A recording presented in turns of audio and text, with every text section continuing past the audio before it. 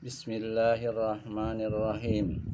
Assalamualaikum warahmatullahi wabarakatuh.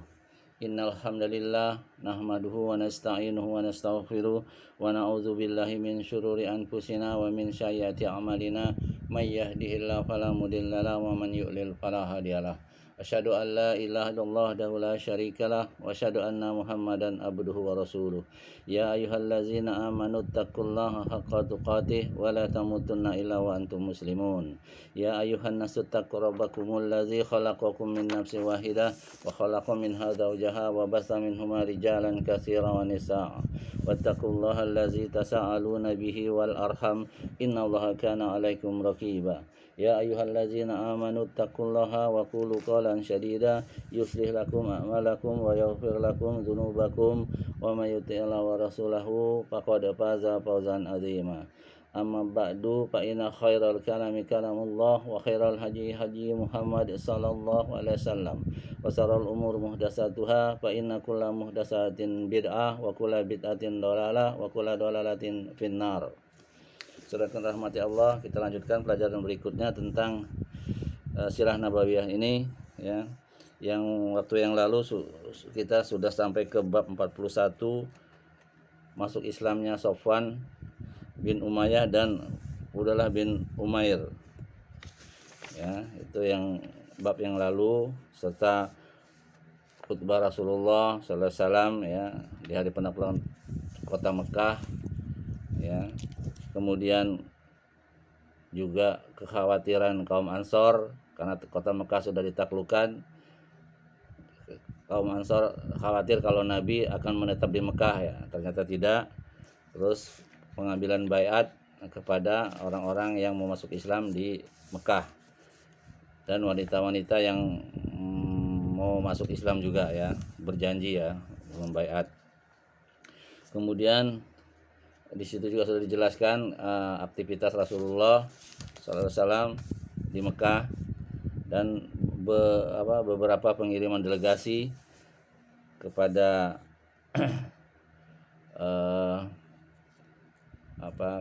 kaum atau kelompok-kelompok ya, atau negara-negara atau orang-orang ya yang masih menyembah patung-patung ya.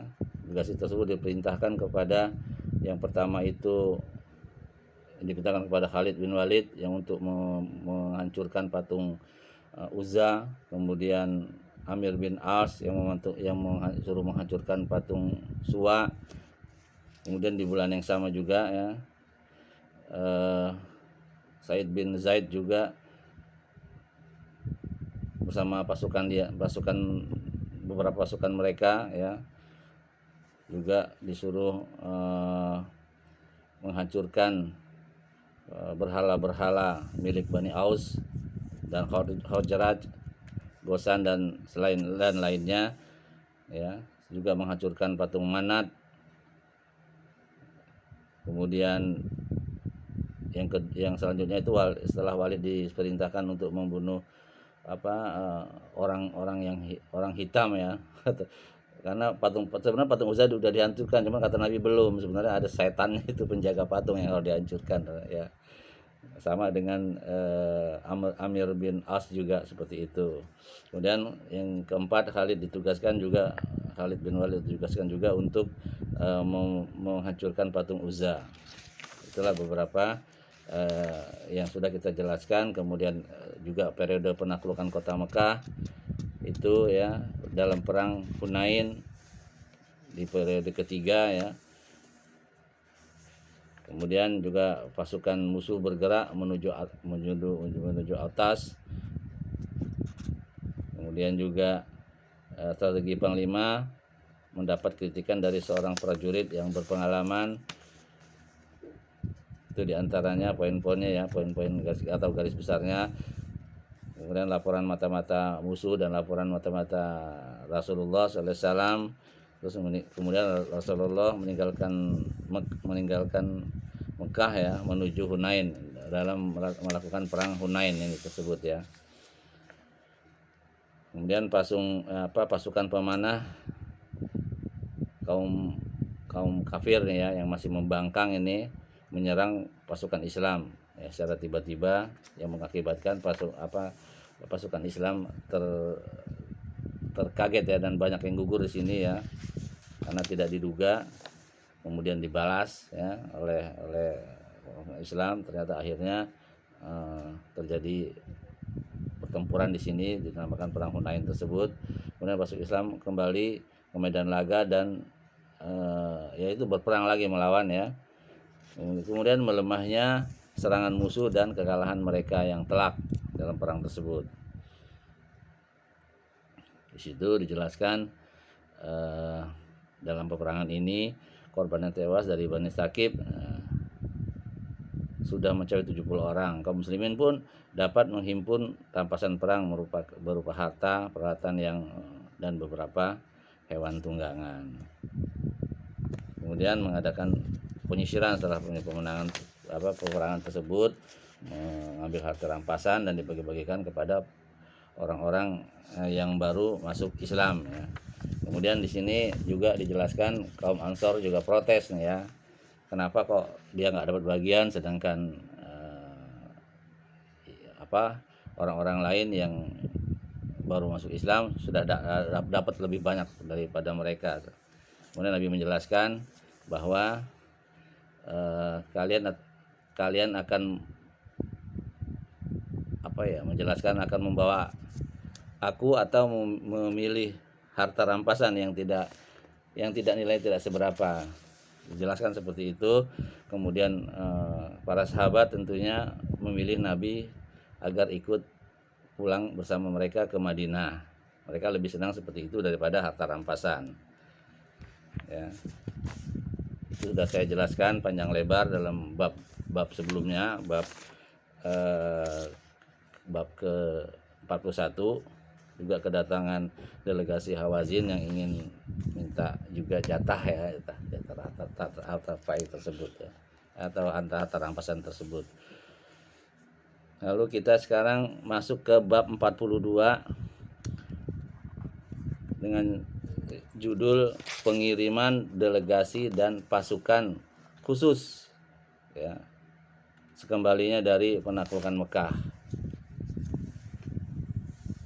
Saudara yang dirahmati Allah, sekembalinya dari perjalanan yang panjang namun menuai keberhasilan tersebut, beliau menetap di Madinah untuk menerima para delegasi, pengiriman para petugas, menyebarkan dai-dai,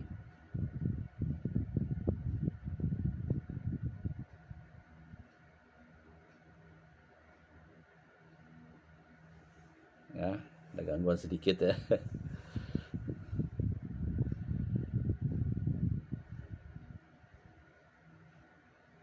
Saya ulangin ya. Sekembalinya dari perjalanan tersebut yang sangat panjang ya, namun menuai keberhasilan yang luar biasa, beliau menetap di Madinah untuk menerima para delegasi, mengirim petugas atau dai-dai untuk membungkam mereka yang masih tersisa di dalam dirinya sikap sombong untuk masuk Islam. Bahkan ada yang menolak ya, kalau menolak ya tentu diperangin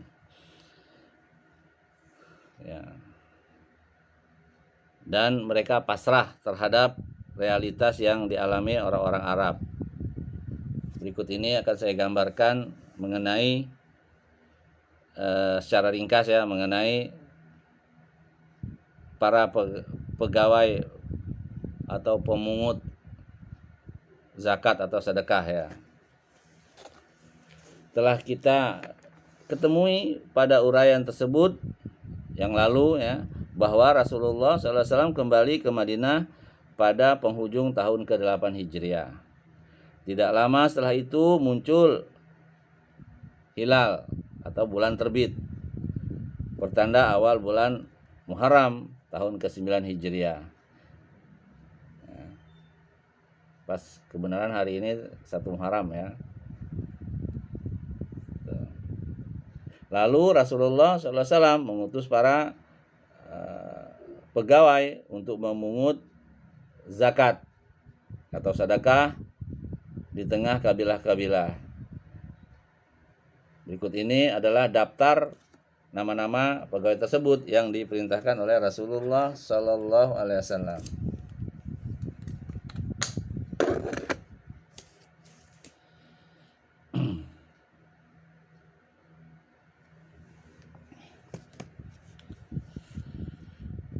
Yang pertama itu Uyainah bin Hisn, diutus ke Bani Tamim. Yang kedua Yazid bin Al-Husain, diutus ke Bani Aslam dan Bani Ghifar. Yang ketiga Abbad bin Basir Al-Ashhali, yang diutus ke Bani Sulaim dan Muzainah. Ini baru semua ya penganut Islam mereka. Yang keempat Rafi bin Muqayyid, yang diutus ke Juhainah. Yang kelima Amr bin Al-As, yang diutus ke Bani Huzarah. Yang keenam Ad-Dahak bin Sofyan, yang diutus ke Bani Kilab. Kemudian Basir bin Sofyan diutus ke Bani Ka'ab. Ibnu Al-Lutbiyah Al-Asdi diutus ke Bani Zubyan. Yang kesembilan Al-Muhajir bin Abu Umayyah diutus ke San'a atau Yaman ya saat berada di sana. Terjadi pembangkangan oleh Al-Aswad dan Al-Ansi. Ya. Jadi ada yang membangkang juga, ada yang nggak mau ya mau membayar pajak. Kemudian yang ke-10 Ziyad bin Labid, yang diutus ke Hadramaut. Ya. Yang ke-11 Adi bin Hatim, yang diutus ke kabilah Toyi dan Bani Asad. Yang ke-12 Malik bin Muwairah. Ya. Saya ulangin, yang ke-12 itu Malik bin Nuwairah, yang diutus ke Hanzalah. Yang ke-13 Az-Zabarkon bin Badr, yang diutus ke sebagian Bani Sa'ad. Yang ke-14 Qais bin Asim, yang diutus ke sebagian Bani Sa'ad yang lain. Ya, jadi 2 tempat ya di Bani Sa'ad itu. Yang ke-15 Al-Ala bin Al-Hambil, yang ke-15 Al-Ala bin Al-Hadrami, yang diutus ke kawasan Al-Bahrain. Yang ke-16 atau yang terakhir nih Ali bin Abu Thalib, yang diutus ke Najran untuk mengumpulkan sedekah sekaligus jizyah atau upeti ya. Yang nggak mau masuk Islam ya diambil, bayar upeti. Yang masuk Islam diambil sedekahnya ya, dan tidak boleh sewenang-wenang ya. Kemudian para pegawai tersebut tidak seluruhnya diutus pada tahun ke-9 Hijriah. Bahkan sebagian dari mereka diutus belakangan sambil menunggu kabilah yang ditunjuk atau yang dituju ya, memeluk Islam atau tidak. Tuh.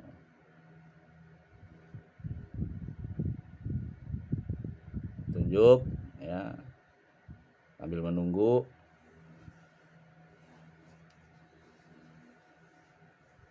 Memeluk Islam atau memeluk Islam dulu atau tidak ya. Permulaan pendelegasian yang secara serius ini dilakukan tetap pada bulan Muharram tahun ke-9 Hijriah. Semua ini mengindikasikan betapa keberhasilan dakwah Islam setelah gencatan senjata yang ditetapkan di Hudaybiyah. Sedangkan seusai penaklukan Mekah, maka manusia berbondong-bondong memeluk agama Islam. Ya, jadi setelah Mekah ditaklukkan, ya, manusia berbondong-bondong masuk Islam. Ya. Karena keluar ayat itu ya. Iza jaa nasrullahi wal fath wa ra'aitan nasa yadkhuluna fi dinillahi afwaja fasabbih bihamdi rabbika wastaghfir innahu kana tawwaba.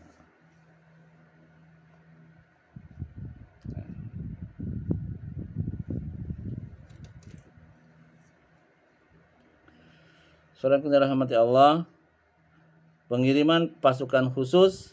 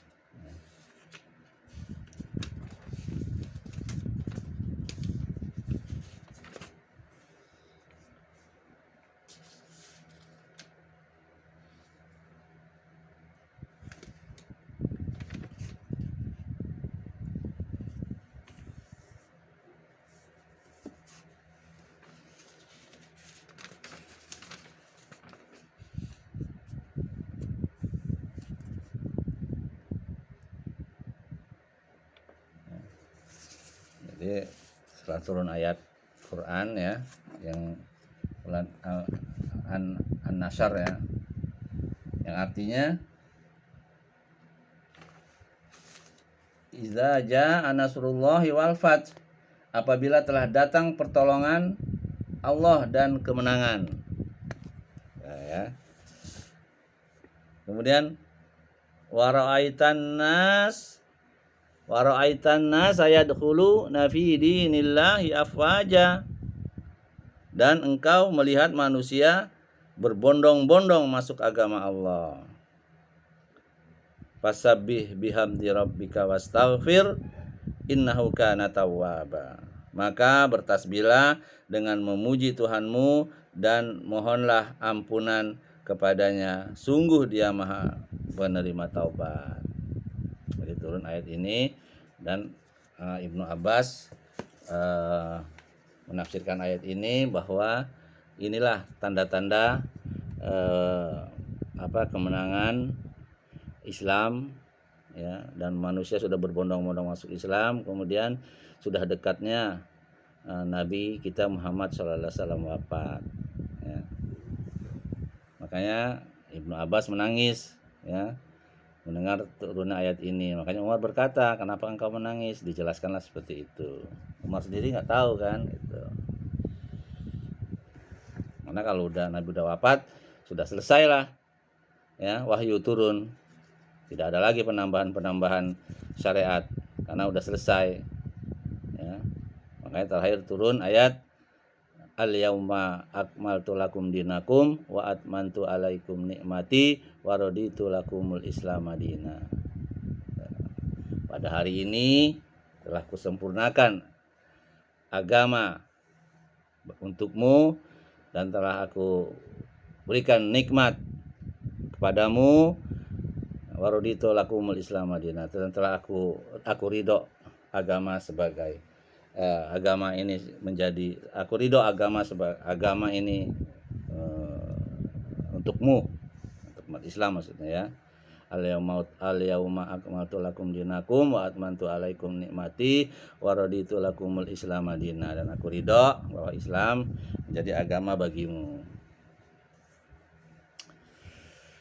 Saudara yang dirahmati Allah,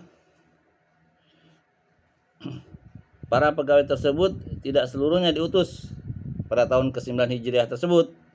Bahkan sebagian dari mereka diutus belakangan sambil menunggu kabilah yang ditunjuk untuk memeluk agama Islam. Kemudian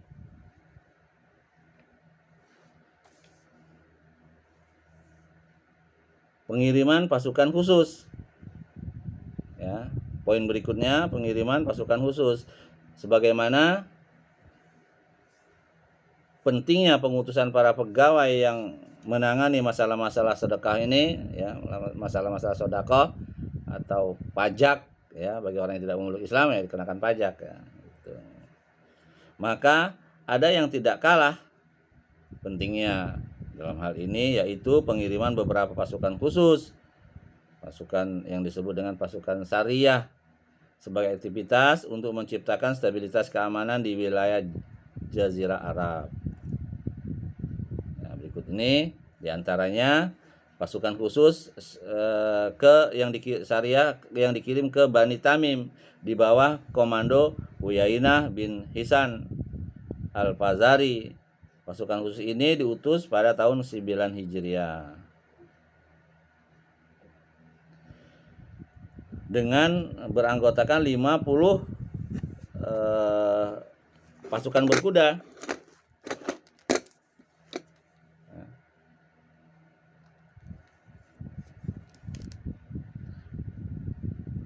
Tidak terdapat di dalamnya orang-orang muhajirin maupun ansor. Latar belakang pengiriman ini adalah karena Bani Tamim telah memprovokasi beberapa kabilah dan mencegah mereka untuk membayar jizyah. Karena ada beberapa orang yang terprovokasi atau beberapa kabilah yang terprovokasi tidak mau membayar upeti tersebut. Kemudian pasukan Uyainah berangkat merayap di malam hari dan bersembunyi di siang hari sehingga dapat menyerang mereka di padang pasir. Mereka kemudian lari tunggang-langgang dan pasukan Uyainah berhasil menangkap 11 orang laki-laki dan 21 orang wanita dan 30 orang bocah. Kemudian mereka digiring menuju Madinah dan diungsikan ke kediaman Ramlah binti Al-Haris. Adapun 10 orang pemuka Bani Tamim yang datang dan berdiri di ambang pintu Nabi SAW sambil berseru, "Wahai Muhammad, keluarlah, temui kami." Pada saat Rasulullah SAW keluar, mereka mengerubuti beliau dan mulai mengajak bicara. Kemudian Rasulullah SAW berdiri di hadapan mereka, kemudian berpaling hingga selesai sholat zuhur. Setelah menunaikan sholat zuhur, Rasulullah SAW duduk di serambi masjid, namun mereka ingin memperlihatkan keinginan mereka untuk berbangga-bangga. Untuk itu mereka menampilkan seorang orator mereka yang bernama Atarid bin Hajib. Lantas ia pun berbicara, maka Rasulullah SAW memerintahkan orator Islam Sabit bin Qais bin Sammas untuk meladeni orator mereka itu tadi ya, yang bernama Atarid bin Hajib tadi. Setelah itu mereka menampilkan lagi seorang pujangga mereka yang bernama Az-Zabargon atau Az-Zabarkon. Kemudian beliau bersenandung dengan penuh kebanggaan, lalu disambut oleh pujangga Islam Hasan bin Sabit secara spontanitas. Jadi nggak perlu disuruh sama Nabi, dia langsung menjawab ya, karena ini juga ahli syair juga dia kan. Ketika kedua orator dan kedua penjaga telah selesai beraksi, Al-Aqra bin Habis berujar, "Orator mereka lebih handal daripada orator kita, dan pujangga mereka lebih fasih daripada pujangga kita. Di samping itu, suara mereka pun lebih lantang dari suara pujangga kita, dan perkataan mereka lebih berbobot daripada perkataan kita." Maka mereka pun memeluk Islam dan Rasulullah SAW memberi mereka hadiah yang berharga serta mengembalikan wanita-wanita dan anak-anak mereka yang ditawan tersebut ya.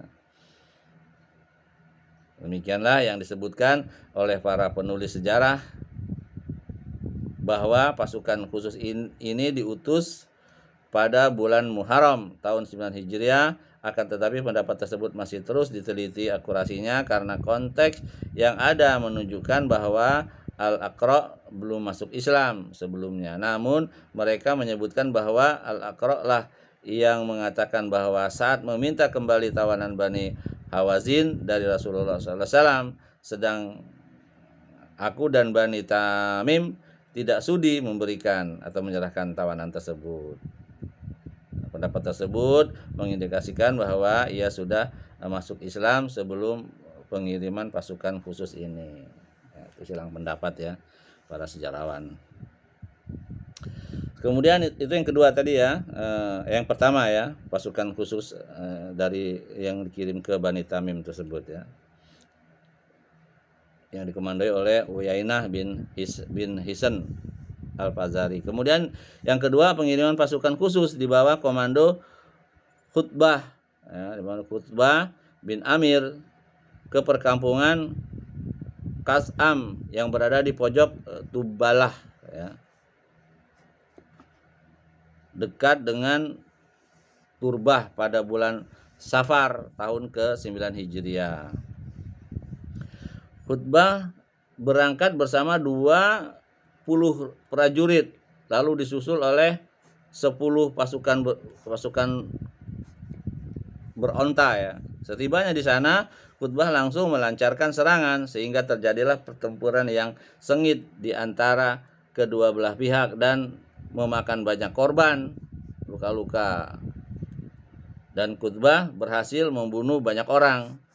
Akhirnya pasukan Islam dalam perang ini berhasil membawa pulang beberapa binatang ternak dan domba serta tawanan wanita ke Madinah.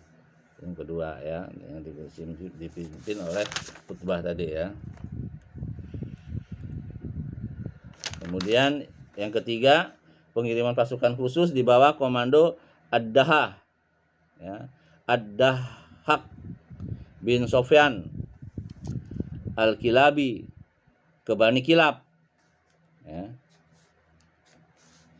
pada bulan Rabiul Awal tahun ke-9 Hijriah. Pengiriman ini bertujuan untuk menyuruh mereka masuk Islam. Namun karena mereka enggan, ya, dan malah mengajak berperang, maka pasukan Islam akhirnya dapat mengalahkan mereka dengan membunuh salah seorang dari mereka.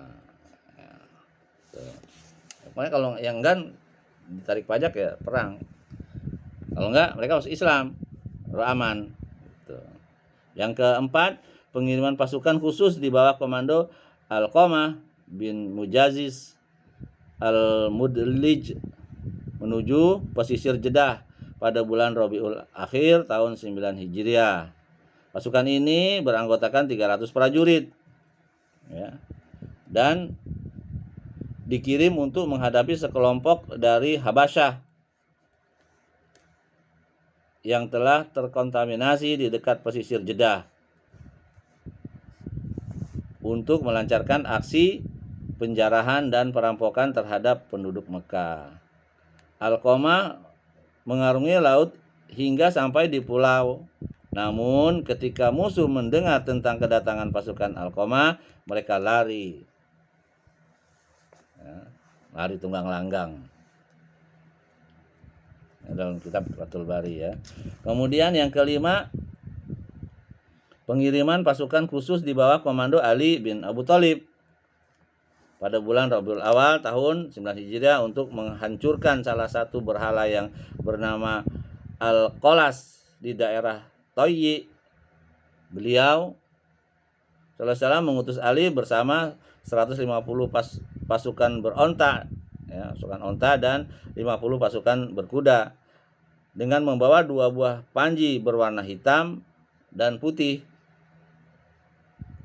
Mereka pun kemudian mengadakan serangan ke kediaman Hatim bersamaan dengan datangnya fajar, lalu menghancurkan dan menangkap tawanan serta memperoleh binatang ternak dan domba-domba. Di antara tawanan itu terdapat saudara perempuan Adi bin Hatim, sedangkan Adi sendiri melarikan diri ke Syam. Kemudian pasukan Islam juga menemukan 300 buah pedang dan 3 tameng di dalam gudang Al-Qolas.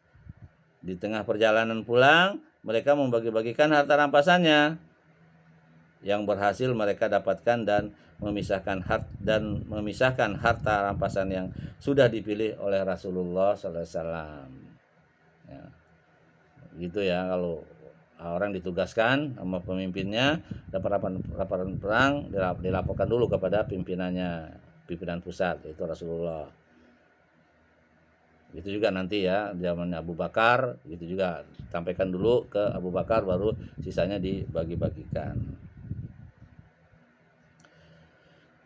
Namun mereka tidak membagi-bagikan tawanan yang berasal dari keluarga Hatim. Setibanya di Madinah, saudari Adi bin Hatim memohon belas kasihan dari Rasulullah SAW agar melepaskan dirinya seraya berkata, "Wahai Rasulullah, utusanku tidak berada di sini. Ayahku sudah meninggal, sementara kini aku hanyalah seorang wanita tua yang tidak bisa melakukan apa-apa. Maka bebaskanlah diriku. Semoga Allah membebaskanmu." Kemudian Rasulullah SAW bertanya kepadanya, "Siapa utusanmu ini?" Ia menjawab, "Adi bin Hatim, orang yang telah lari dari Allah dan Rasulnya itu," tegas Rasulullah. Lalu beliau berpaling dari hadapannya.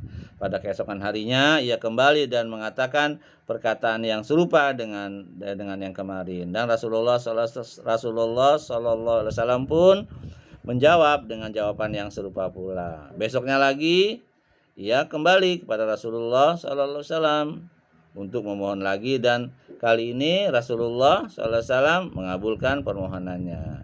Ketika itu ada seorang laki-laki yang dikiranya Ali sedang duduk di samping beliau seraya berkata kepada saudari Adi tersebut, "Mintalah kepadanya hadiah kendaraan."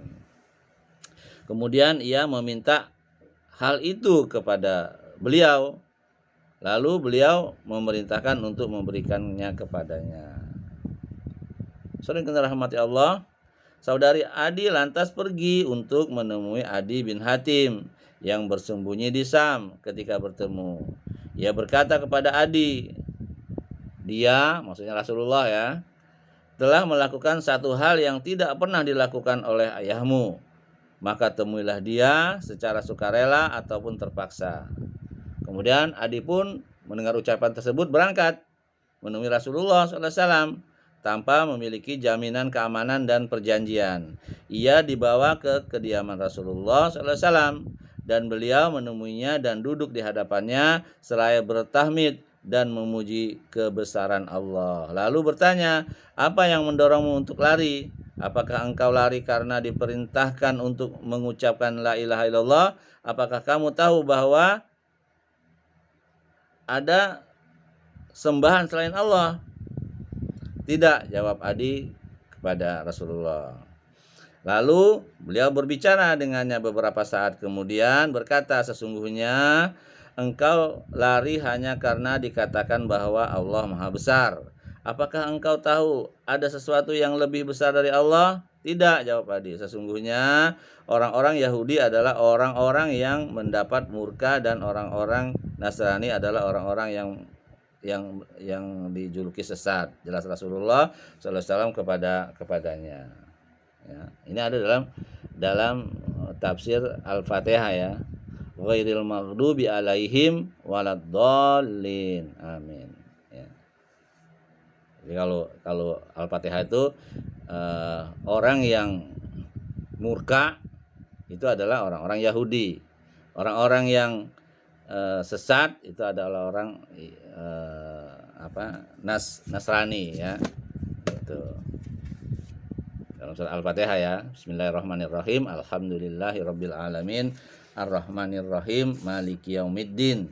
Iyyaka na'budu wa iyyaka nasta'in. Ihdinas siratal mustaqim. Ya, siratal ladzina an'amta 'alaihim ghairil maghdubi 'alaihim. Ya. Orang-orang yang dimurkai, ghairil maghdubi 'alaihim waladdallin. Itu orang-orang yang sesat, itu maksudnya orang-orang Nasrani. Jadi maksudnya orang Yahudi itu dia orang yang berilmu tapi dia menyembunyikan ilmu. Sedangkan orang-orang Nasrani ya ingin berdakwah atau ingin ibadah tanpa ilmu. Gitu. Makanya sesat dia, sehingga mereka menduakan Allah ya, atau mentigakan Allah gitu ya. Trinitas itu ya. Makanya jadi sesat dia. Kalau Yahudi dia dimurkai Allah. Mereka pintar, punya ilmu tapi disembunyikan. Makanya kalau punya ilmu jangan disembunyikan. Jelaskan kepada orang, kemudian amalkan, itu yang paling penting. Gitu. Semakin rahmati Allah, aku adalah, makanya tadi dijelaskan ya oleh Adi, katanya sungguhnya orang-orang Yahudi adalah orang-orang yang mendapat murka dan orang-orang Nasrani adalah orang-orang yang sesat. Jelas Rasulullah SAW kepada Adi tadi ya. Aku adalah penganut yang lurus lagi berserah diri. Adi meyakinkan Rasulullah SAW. Saat itu wajah Rasulullah SAW terlihat cerah berseri, lalu menyuruhnya agar tinggal di salah satu rumah kaum Ansor, sehingga mulailah ia mendatangi Rasulullah SAW setiap pagi dan sore. Ya, ini ada dalam kitab Zadul Ma'ad ya, bab 2 halaman 205. Dalam riwayat Ibnu Ishaq dikatakan pada saat Rasulullah SAW menyuruhnya duduk di rumah, beliau berkata, "Wahai Adi bin Hatim, bukankah kamu termasuk penganut Rokusiyah?" Rokusiyah itu ya aliran, maksudnya aliran antara Nasrani ya, Nasrani dan Sobiah.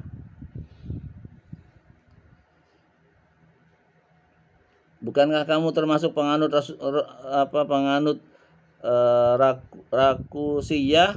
Nah, itu aliran Nasrani dan Sobiah. Ya benar, kata Adi. Bukankah dahulu kamu berada di tengah kaummu sebagai pemimpin yang mengambil 1/4 harta rampasan perang? Tanya Rasulullah kepada Adi ya. Benar, tegas Adi. Bukankah hal itu tidak diperkenankan dalam agamamu?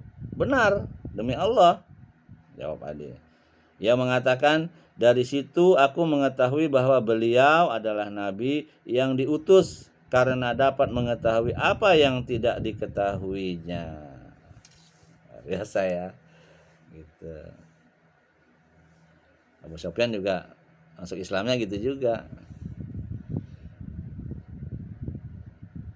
Dia punya niat ya, ingin menolong orang yang mau membunuh ya, membunuh Nabi. Ternyata Nabi tahu maksudnya itu, akhirnya masuk Islam ya. Di dalam riwayat Ahmad disebutkan bahwa Nabi SAW berkata kepada Adi, "Wahai Adi, masuk Islamlah kamu, niscaya kamu akan selamat. Sesungguhnya aku seorang penganut agama." Jawab Adi, "Aku lebih tahu tentang agamamu daripada kamu," tegas Rasulullah.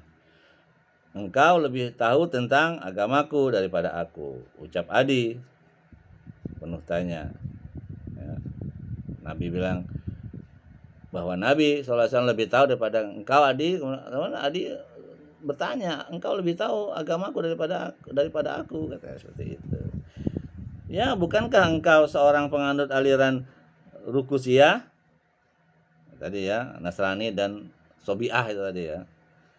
Dan engkau memakan 1/4 bagian dari harta rampasan kaummu sendiri, ujar Rasulullah SAW padanya. Benar, jawab Adi. Sesungguhnya hal itu dilarang di dalam agamamu. Rasulullah tiada henti-henti mengatakan sampai aku tunduk kepadanya. Dalam Musnad Ahmad ya. Di dalam riwayat Al-Bukhari, Adi menuturkan bahwa saat aku berada di samping Nabi SAW, ada seorang yang datang kepadanya, minta bantuan materi kepadanya karena miskin. Lalu datang juga seorang yang mengadukan bahwa dirinya telah dirampok. Dia bertanya kepadaku, "Wahai Adi, apakah engkau pernah lihat Hira?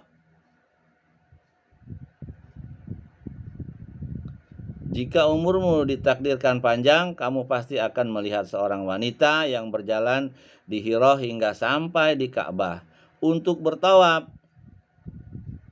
Ia sama sekali tidak takut kepada siapapun melainkan kepada Allah.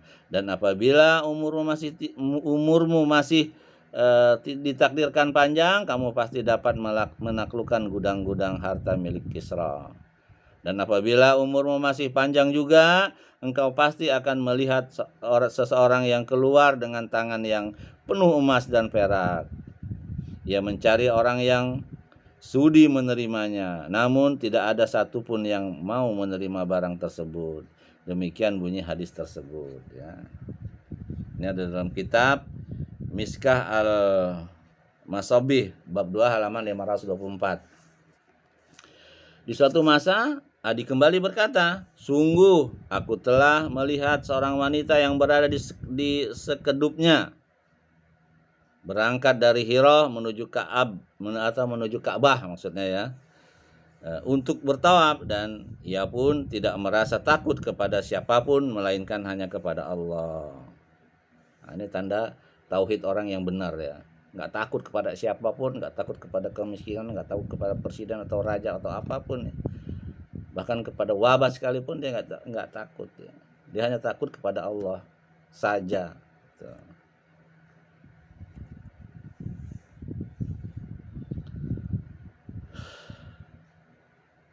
Dan aku merupakan salah seorang yang ikut menaklukkan gudang-gudang milik Kisrah bin Hurmuz.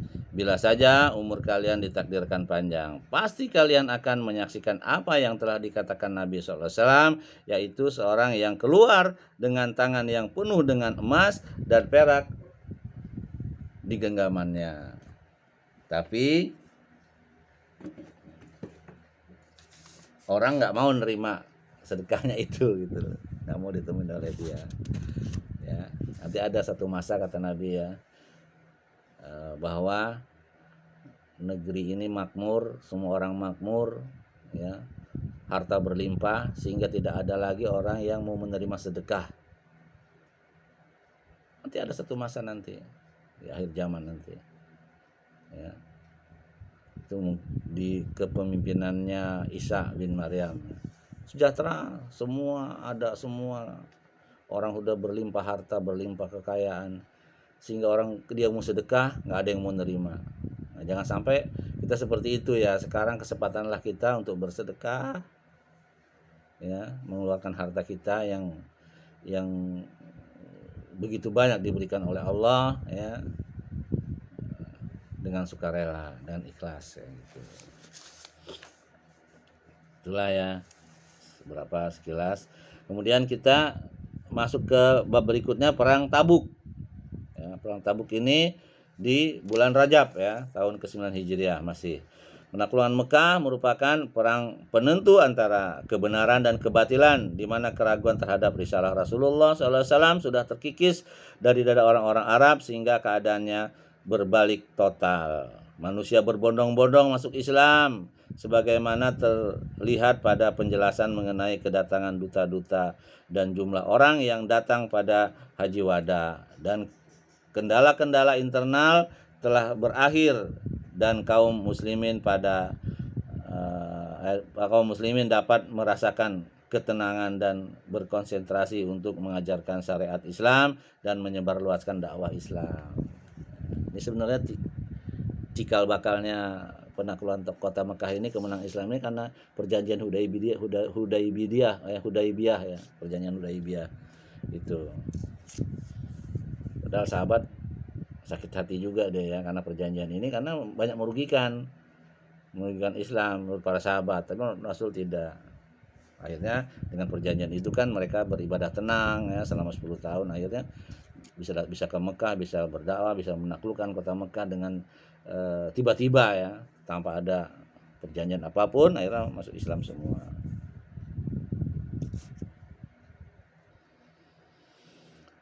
Poin berikutnya, sebab perperangan. Namun di sana masih ada sebuah kekuatan yang menghalangi kaum muslimin tanpa alasan yang dapat dibenarkan, yaitu kekuatan Romawi. Romawi nanti takluk di pemerintahan Umar ya.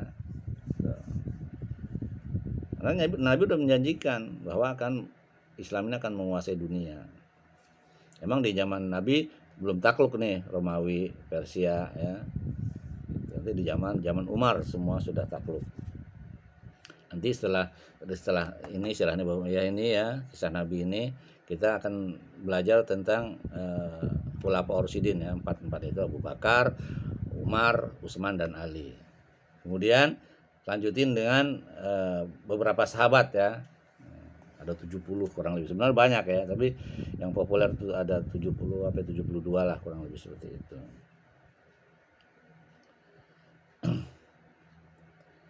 Saya ulangin ya. Namun di sana masih ada sebuah kekuatan yang menghalangi kaum muslimin tanpa alasan yang dapat dibenarkan, yaitu kekuatan Romawi yang merupakan sebuah kekuatan militer terbesar di muka bumi pada masa itu. Ya, Romawi paling kuat ya.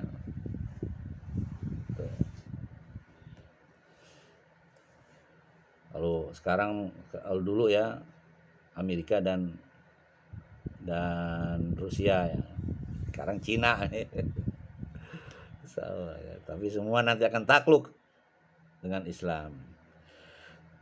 Saudara yang dirahmati Allah, sudah kita ketahui pada uraian yang telah lalu bahwa awal tindakan menghalangi itu terjadi pada saat dibunuhnya Al-Harits bin Al-Asdi, duta Rasulullah SAW, oleh Surahbil bin Amr Al-Ghasani ketika dia diutus untuk membawa risalah kepada pemimpin di Busra ya.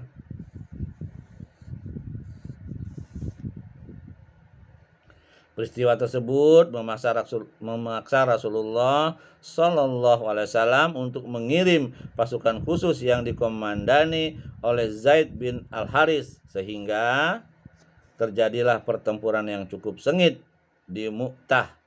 Walaupun pada pertempuran tersebut tidak berhasil membalas dendam terhadap orang-orang zalim nan congkak tersebut, namun menyisakan rasa takut yang cukup besar bagi orang-orang Arab yang berada di daerah yang jauh maupun yang dekat. Kemudian Kaisar Romawi tidak pernah menganggap remeh dampak peperangan Mu'tah tersebut yang begitu besar bagi kepentingan kaum muslimin. Demikian juga dengan banyaknya kabilah-kabilah Arab yang berambisi melepaskan diri dari kekuasaan Kaisar Romawi tersebut.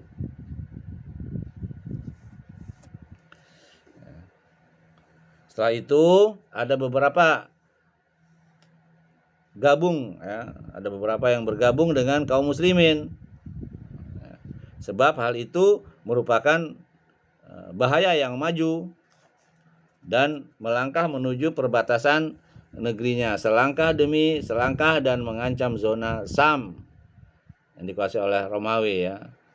Itu di perbatasan antara kawasan Sam tersebut ya, yang berdampingan dengan bangsa Arab. Karena itu dia memandang wajib untuk melenyapkan kekuatan kaum muslimin sebelum nantinya akan terus mengkristal menjadi bahaya besar sehingga tidak mungkin lagi dihancurkan, dan sebelum timbulnya keresahan tersebut atau melahirkan aksi-aksi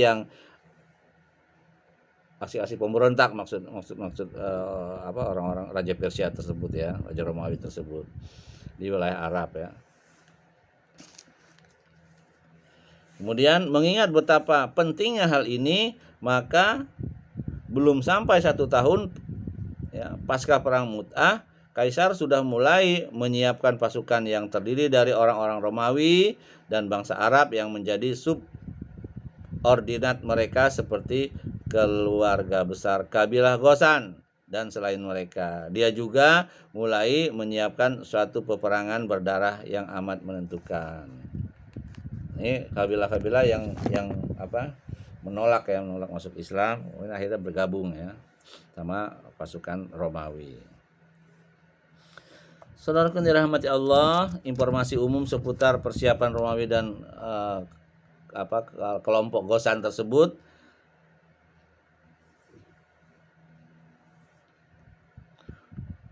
ya, untuk menentukan perselisihan dengan kaum muslimin ya. Kabar mengenai persiapan Romawi dan Ghasan untuk melakukan perang penentuan terhadap kaum muslimin sudah tersebar di Madinah, sehingga rasa takut dan khawatir menyelimuti mereka setiap saat. Sampai-sampai setiap kali mendengar suara-suara yang aneh selalu diasumsikan sebagai pasukan Romawi yang datang menyerang. Hal itu tampak terlihat jelas dari sikap Umar bin Al-Khattab. Ketika itu Rasulullah SAW tidak menjamah para istrinya selama 1 bulan di tahun 9 Hijriah. Ya, ini berkecimpung di tahun 9 Hijriah ya. tidak menyapa dan tidak menjauhi mereka di kamarnya. Tidak menyapa, tidak menjauhi juga, dan tidak menjamahnya ya si istrinya. Pada awalnya para sahabat tidak mengetahui secara pasti duduk masalah yang sebenarnya, hingga mereka mengira bahwa beliau telah mentalak semua istrinya, dan hal itu menimbulkan kesedihan dan kecemasan di hati para sahabat. Ya. Karena sahabat curiga ini ya, tidak menggaulinya, tidak mau menyapa, juga tidak menjauhinya gitu. Karena situasi yang para sahabat khawatir ya akan diserang oleh pasukan Romawi.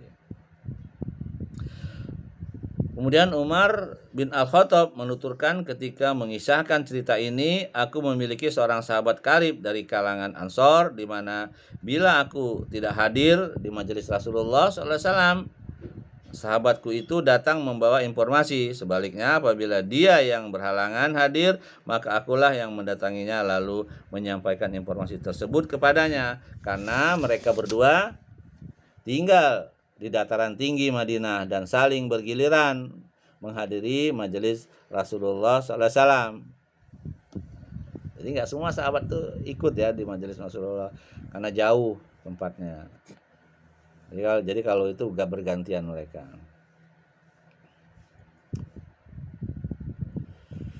Kami selalu dibayang-bayangi rasa takut dengan kabar yang menyebutkan bahwa Raja Ghassan ingin bergerak menuju Madinah dan dada kami merasa sesak olehnya. Dalam keadaan seperti itu, tiba-tiba sahabatku datang mengetuk pintu.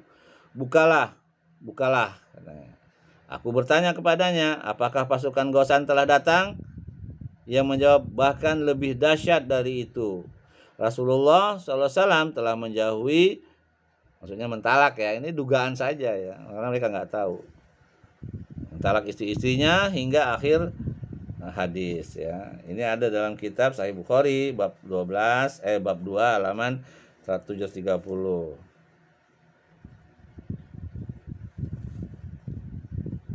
Dalam lapas yang lain disebutkan kami selalu membicarakan bahwa Bani Ghassan datang dengan memakai sepatu untuk menyerang kami. Lalu sahabatku itu turun pada hari gilirannya dan pulang lagi pada waktu Isya dengan menggedor pintu keras-keras seraya berkata, apakah iya Umar? Sedang tidur ya. Aku terperanjat kaget lalu menemuinya. Ia mengatakan telah terjadi masalah besar. Aku lekas bertanya, apa itu gerangan? Apakah Ghassan telah datang? Ia menjawab, bukan itu masalahnya. Lebih besar dari itu. Rasulullah SAW telah mentalak istri-istrinya. Ya. Jadi karena apa? Karena sahabat nggak melihat lagi selama 1 bulan itu ya. Rasul tidak menyapa, tidak juga menjauhi ya, dia tidak menggauli istri-istrinya. Semua itu mengindikasikan betapa kritisnya keadaan yang dirasakan kaum muslimin dalam menghadapi pasukan Romawi. Ditambah lagi dengan sikap orang-orang munafik yang tidak ketinggalan menyebarkan kabar tentang segala persiapan pasukan Romawi.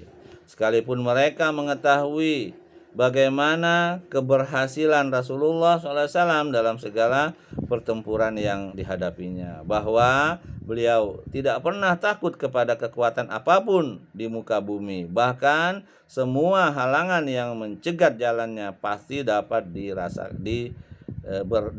dibereskannya. Meskipun demikian, orang-orang munafik itu tetap sangat mengharapkan terrealisasinya apa yang mereka sembunyikan di dalam hati mereka, dan mereka menanti-nantikan hal tersebut, yaitu terjadinya hal-hal yang buruk terhadap Islam. Keinginan orang munafik tuh. Sahabat juga pada ketar-ketir ya. Karena pasukan power istilahnya ya. Pasukan kekuatan yang paling kuat pada zamannya itu, pasukan Romawi ditambah lagi pasukan Ghassan itu ya, yang membangkang terhadap Islam. Dia Islam nggak mau, suruh bayar pajak nggak mau. Mengingat betapa dekatnya saat realisasinya cita-cita mereka, maka mereka membangun sarang untuk menebar isu dan berkonspirasi dalam bentuk masjid yang disebut dengan Masjid Diror, ya, masjid orang Nabi, akhirnya dihancurkan oleh Nabi sallallahu alaihi wasallam, yang dikenal dengan Masjid Diror. Mereka membangunnya atas dasar kekafiran dengan tujuan menciptakan perpecahan di tubuh orang-orang yang beriman, sekaligus menunggu kedatangan orang-orang yang hendak memerangi Allah dan Rasul-Nya. Nabi udah tahu itu, akhirnya dihancurkan oleh Nabi, ya, namanya Masjid Diror. Mereka menawarkan kepada Rasulullah SAW untuk melakukan sholat di masjid tersebut. Tawaran tersebut sebagai trik untuk memperdaya orang-orang mukmin sehingga mereka tidak menangkap tujuan diadakannya masjid tersebut, yaitu untuk menebar isu dan berkonspirasi terhadap mereka serta agar mereka tidak menoleh kepada siapa saja yang datang dan pergi darinya. Dengan begitu, ia bisa menjadi sarang yang aman bagi orang-orang munafik tersebut dan para kroni-kroni mereka di luar Madinah, ya. Akan tetapi Rasulullah SAW menunda-nunda waktu untuk memenuhi permintaan mereka supaya sholat di masjid itu hingga kepulangan beliau dari peperangan, karena pada saat itu beliau masih sibuk mempersiapkan segala hal untuk menghadapi peperangan. Akhirnya rencana mereka gagal dan Allah membongkar kebusukan hati mereka, sehingga pada akhirnya bukannya Rasulullah SAW sholat di masjid tersebut, tapi beliau malah menghancurkan masjid tersebut setelah Rasulullah SAW menyelesaikan peperangannya. Ya, jadi masjid Diror itu dibangun untuk taktik orang-orang munafik. Gitu, ya. Jadi kalau mereka sholat di situ, maka orang-orang munafik bisa bergerak seolah-olah mereka orang Islam, ya, padahal munafik. Gitu. Munafik itu yang paling berat, ya, maka munafik itu lebih kalau di neraka paling dalam dia, ya, dibandingkan orang-orang kafir sendiri. Kalau orang kafir jelas kan, dia kafir. Orang munafik ini nggak jelas, disebut Islam dia tapi kafir, disebut kafir dia juga Islam, pura-pura gitu, ya. Gitu. Makanya orang munafik itu di neraka yang paling dalam, ya. Nauzubillah, ya, jangan sampai kita menjadi orang yang munafik. Kemudian saudaraku rahmati Allah, informasi khusus seputar persiapan Romawi dan Ghassan tersebut, ya. Demikianlah, ya, situasinya dan kondisi yang dihadapi kaum muslimin yang begitu mencekam, ya. Berita yang diterima mereka tatkala disampaikan oleh orang-orang dari suku Nabat, ya, dan datang membawa minyak dari Syam menuju Madinah, bahwa Heraklius telah menyiapkan bala tentara yang amat besar berkekuatan 40.000 pasukan ahli perang dan menyerahkan komando pasukan ini kepada salah seorang pembesar Romawi, dan di samping itu dia telah pula berhasil merekrut kabilah Lakhem, Zudan atau Lakhem, Juzam dan kabilah-kabilah Arab lainnya yang telah memeluk agama Nasrani. Diberikan juga bahwa barisan depan pasukan mereka sudah sampai di Balqa. Nah, udah mungkin dekat ke Madinah, ya. Demikianlah bahaya besar sudah menjelma di hadapan kaum muslimin. Ya, jadi sedangkan pasukan Romawi sendiri itu sudah kuat, ya. Ditambah lagi dengan orang-orang pembangkang-pembangkang di Jazirah Arab ini, ya, seperti suku Ghassan, ya, suku Lakhem atau kabilah Lakhem atau kabilah Juzam dan kabilah-kabilah Arab lainnya, ya, yang musyrik, ya, yang Nasrani, ya. Ya, masuk bab berikutnya yaitu kondisi makin kritis, ya, dengan bergabungnya pembangkang-pembangkang itu kepada Romawi, ya, Raja Romawi.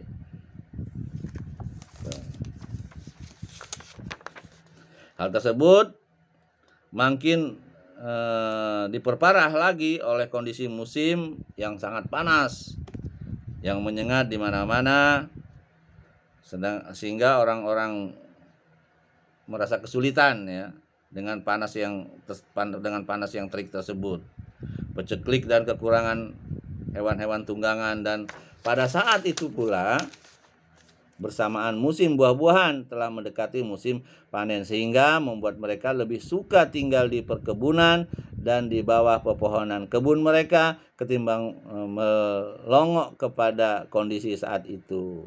Karena kondisi sulit yang tengah mereka hadapi, ditambah lagi jarak yang harus ditempuh sangat jauh ya, dan jalan-jalan yang harus dijelajahi sangat sulit ya, karena teriknya matahari ya.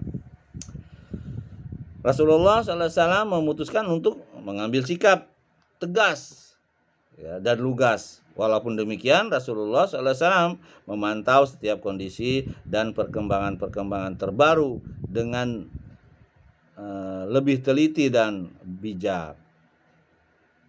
Beliau memandang bahwa kalau beliau bersantai-santai dan bermalas-malasan untuk menyerang bangsa Romawi dalam kondisi yang sangat sulit dan menentukan ini, dan membiarkan orang-orang Romawi berkeliaran di wilayah Arab tersebut yang telah dikuasai oleh Islam dan merangsak menuju Madinah, maka akan mengakibatkan keburukan yang sangat fatal terhadap dakwah Islam dan reputasi kaum muslimin dalam bidang militer. Karena kaum jahiliyah yang sudah menghembuskan napasnya yang terakhir setelah pukulan telak menimpa mereka dalam perang Hunain akan hidup kembali. Demikian pula dengan orang-orang munafik yang senantiasa mengincar kapan dapat menohok kaum muslimin dengan belati-belati mereka dan dari arah belakang mereka. Sementara itu, pada saat yang bersamaan orang-orang Romawi akan menyerang kaum muslimin dengan serangan gencar dari lini depan. Dengan begitu akan sia-sialah berbagai usaha yang telah dilakukan Rasulullah SAW dan para sahabat-sahabatnya dalam menyebarkan dakwah Islam, dan hilanglah hasil yang diperoleh melalui peperangan berdarah dan patroli militer secara berkesinambungan tanpa arti sama sekali, ya kan? Karena Mekah sudah dikuasain, Jazirah Arab sudah dikuasain oleh Islam ya. Sehingga gangguannya yang satu ini tadi, orang-orang yang munafik, orang-orang yang membangkang ya, seperti kabilah-kabilah yang saya disebutkan tadi, dan yang dibantu oleh Romawi, Raja Romawi.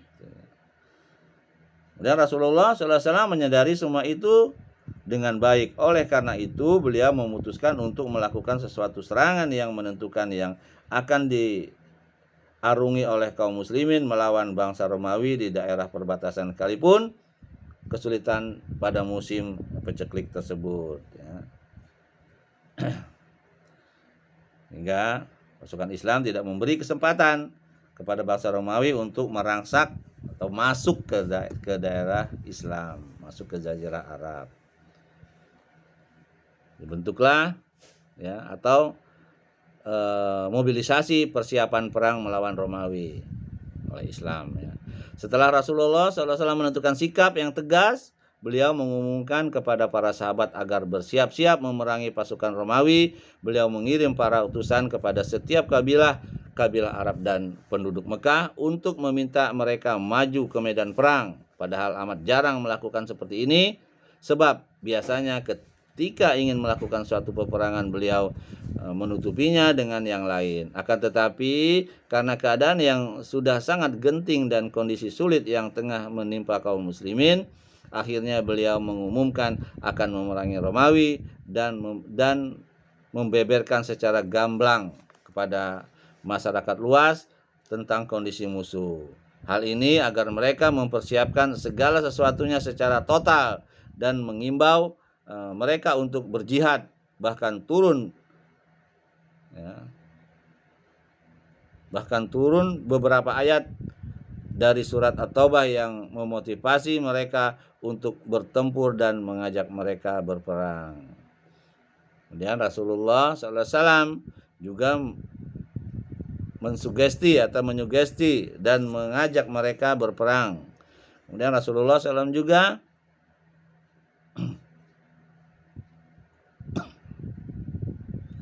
mengajak mereka untuk bersedekah dan menginfakkan harta-harta milik mereka yang paling berharga di jalan Allah. Saudara yang dirahmati Allah, kita masuk ke poin berikutnya. Kaum muslimin berlomba-lomba untuk mempersiapkan diri dalam peperangan. Ya, bukan segala sesuatunya ya, yang berinfak segala macam itu dilakukan oleh para sahabat agar bekal untuk berperang bisa terlaksana dengan dengan cepat ya, dengan kemenangan ya.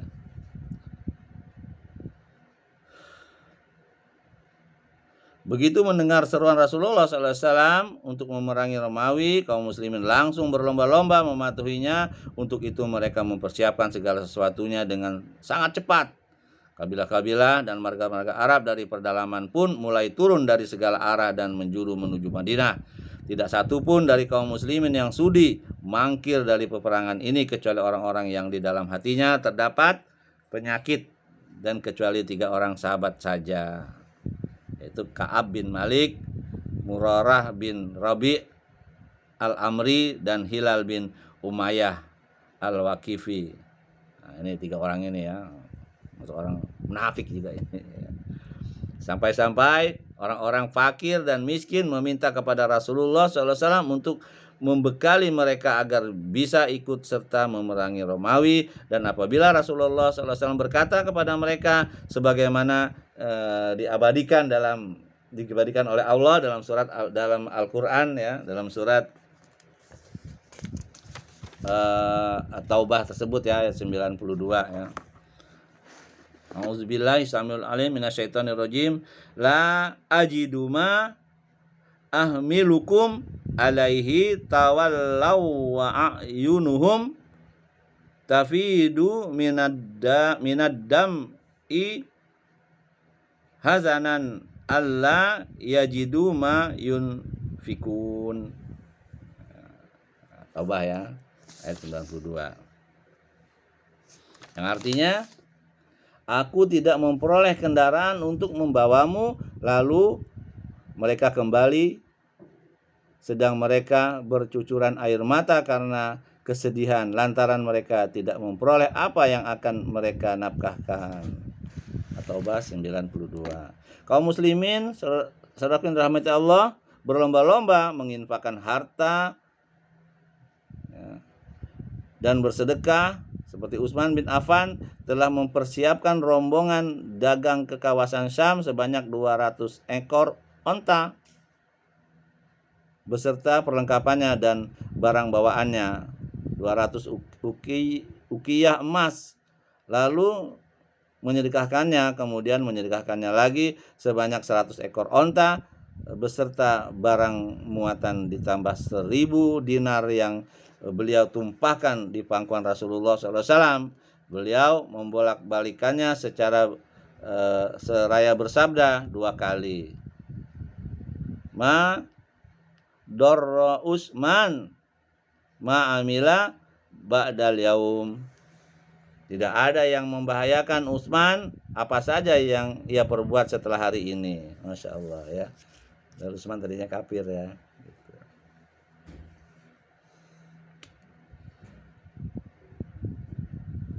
Semua sahabat juga tadinya kan, termasuk Umar ya, juga sebelum masuk Islam kan kafir juga dia, benci banget dengan Islam ya, seperti itu.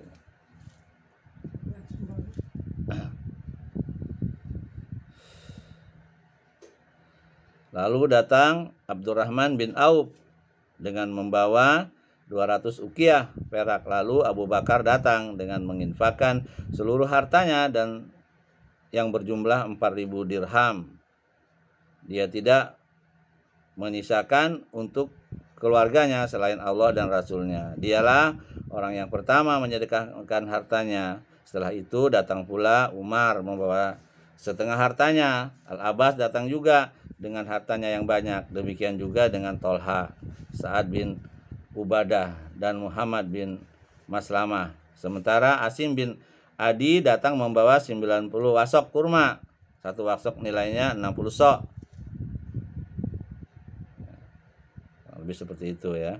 Orang-orang pun dengan silih berganti berdatangan membawa hartanya, ada yang banyak dan ada pula yang sedikit.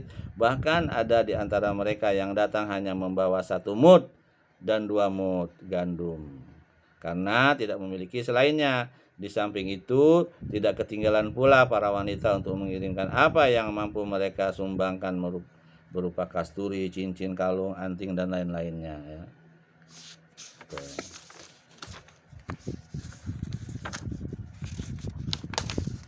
Jadi mau perang itu sahabat berlomba-lomba ya menyumbang.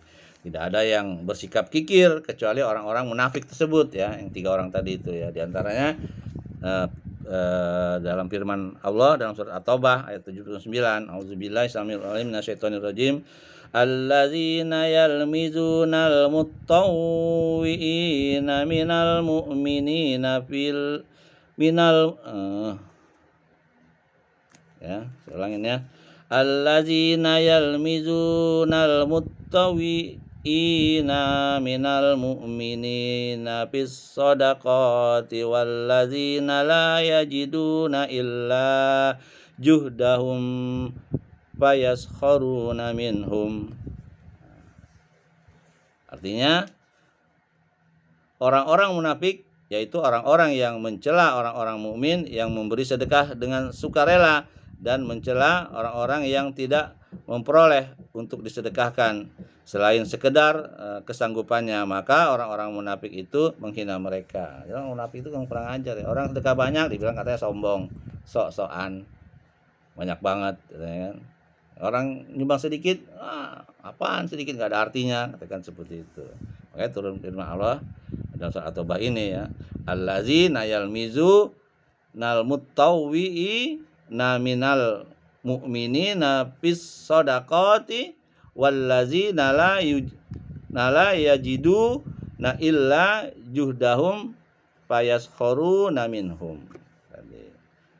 Kemudian bab berikutnya, pasukan Islam bergerak menuju Tabuk yang dikenal dengan perang Tabuk ya. Demikianlah persiapan para kaum muslimin. Kemudian Rasulullah SAW mengangkat Muhammad Maslamah al-Ansari sebagai penguasa sementara atas Madinah. Menurut riwayat yang lain, Sibak bin Urfutoh dan menyerahkan kepada Ali bin Abu Thalib tanggung jawab atas keluarganya dengan memerintahkannya agar tinggal bersama mereka. Namun ketika orang-orang munafik mencelanya, ia pergi menyusul Rasulullah SAW. Namun beliau memulangkannya lagi ke Madinah seraya berkata, tidakkah engkau rela posisimu bagiku ya? Tidakkah engkau rela posisimu bagiku seperti posisi Harun bagi Nabi Musa? Kayaknya nggak boleh deh, pulang aja. Hanya saja tidak ada nabi setelahku. Kemudian Rasulullah SAW mulai bergerak pada hari Kamis ke arah selatan menuju Tabuk dengan membawa pasukan yang besar, jumlahnya mencapai 30.000 prajurit. Yang sebelumnya pasukan Muslim tidak pernah pergi berperang dengan jumlah sebesar itu. Oleh karena itu, sekalipun sudah banyak harta yang disumbangkan, mereka tidak mampu untuk mempersiapkan segala kebutuhan perjalanan secara maksimal. Bahkan bekal-bekal dan kendaraan-kendaraan yang dibawa tidak sebanding dengan pasukan yang ikut berangkat. Sehingga satu kendaraan onta harus dinaiki dalam 18 prajurit secara bergantian. Kadang mereka terpaksa memakan dedaunan hingga bibir mereka menjadi bengkak. Mereka juga terpaksa harus menyembelih onta untuk diambil airnya dari kantong air di dalam perutnya. Padahal jumlah onta yang dibawa sangat minim. Oleh karena itu, pasukan ini dinamakan Jaisi al-Usrah atau pasukan dalam masalah kesulitan. Ya, Masya Allah ya. Di tengah perjalanan ke Tabuk, pasukan Islam melewati sebuah bangunan bebatuan bekas pemukiman kaum Samud ya, yang telah memotong batu besar di lembah yang bernama Wadi Al-Qura. Oleh karena orang-orang meminum air yang mereka ambil dari sumur tersebut ya, pada saat mereka bersantai. Rasulullah SAW berkata, janganlah kalian meminum airnya dan janganlah kalian gunakan air tersebut untuk berwudu. Adonan yang telah kalian buat berikan saja untuk onta dan jangan kalian makan sedikit pun darinya. Lalu mereka diperintahkan agar mengambil air dari sumur yang dahulunya biasa didatangi oleh onta Nabi Saleh alaihissalam. Dalam Sahih Al-Bukhari dan Sahih Muslim yang diriwayatkan dari Ibnu Umar, dia berkata, pada saat Rasulullah SAW melewati Al-Hajar, maksudnya bangunan bebatuan ya, beliau bersabda, janganlah kalian memasuki tempat tinggal orang-orang yang telah berbuat zalim terhadap diri mereka karena dikhawatirkan musibah yang dialami oleh mereka itu akan menimpa kamu, kecuali dalam kondisi menangis. Lalu Rasulullah SAW menundukkan kepalanya sambil berjalan dengan cepat hingga melewati lembah tersebut. Ya, hadisnya sahih Al-Bukhari, bab nuzul al-Nabi al-Hajar, bab 2 halaman 637.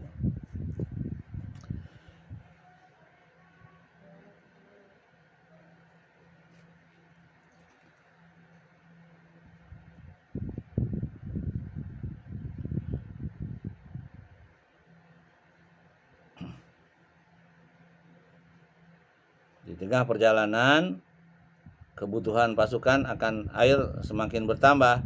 Karena itu mereka mengadu kepada Rasulullah SAW. Kemudian beliau berdoa memohon kepada Allah. Awan-awan pun berkumpul sebagai kiriman dari Allah dan hujan pun mulai turun membasahi bumi sehingga pasukan bisa meminum airnya dan menadahkannya untuk dibawa sebagai bekal.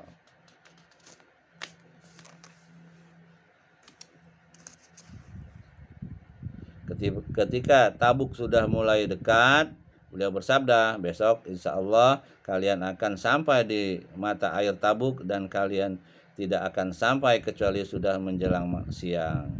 Maka barang siapa yang terlebih dahulu sampai ke sana, janganlah dia meminum airnya hingga aku datang. Muaz menuturkan, pada saat kami tiba di sana ternyata sudah ada 2 orang yang terlebih dahulu sampai, sementara mata airnya hanya mengalirkan sedikit air. Lalu beliau bertanya kepada kedua orang tersebut, apakah kalian berdua sudah menyentuh minuman tersebut? Maksudnya kedua orang itu menjawab, ya.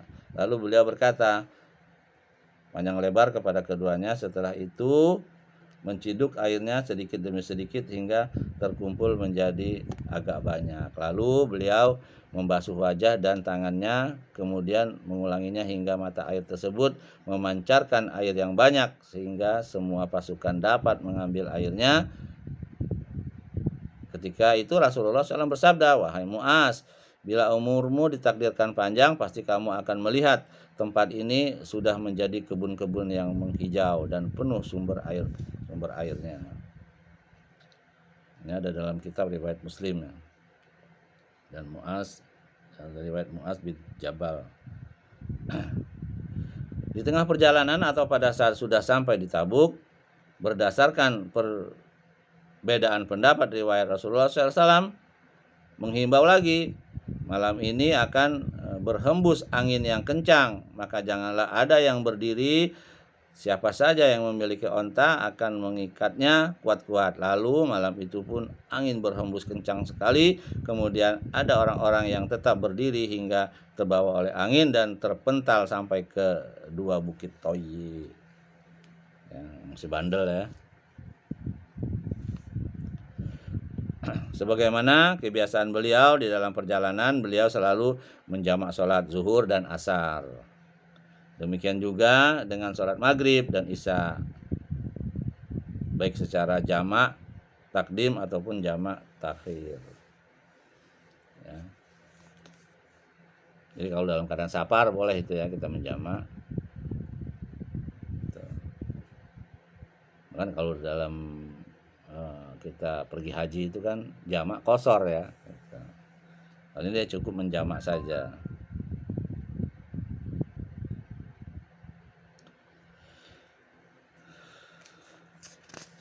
Ya. Pasukan Islam sudah berada di Tabuk. Pasukan Islam pun tiba di Tabuk dan berkubu di sana. Kini Rasulullah SAW sudah siap menghadapi musuh. Beliau bangkit dan berkhutbah dengan khutbah yang mengesankan dan dengan kata-kata yang memiliki kandungan yang penuh makna. Ya, ringkas tapi padat.